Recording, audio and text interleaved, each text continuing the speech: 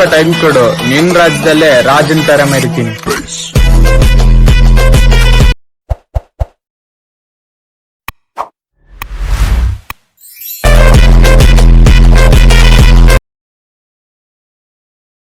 Friends, ಪ್ರಿವ್ಯೂವಲ್ಲಿ ನೋಡಿದ್ರಲ್ಲ, ಈ ರೀತಿ ಒಂದು ವಿಡಿಯೋನ ನಿಮ್ಮ ಒಂದು ಅಲೈಟ್ಮೋಷನ್ ಆ್ಯಪಲ್ಲಿ ಯಾವ ರೀತಿ ಕ್ರಿಯೇಟ್ ಮಾಡೋದು ಅಂತ ಇವತ್ತಿನ ಒಂದು ವಿಡಿಯೋದಲ್ಲಿ ತಿಳಿಸ್ಕೊಡ್ತೀನಿ.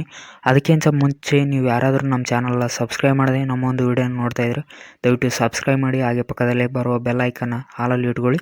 ಸೊ ಬನ್ನಿ ಫ್ರೆಂಡ್ಸ್, ತಡ ಮಾಡದೆ ಈ ಒಂದು ವಿಡಿಯೋನ ಶುರು ಮಾಡೋಣ.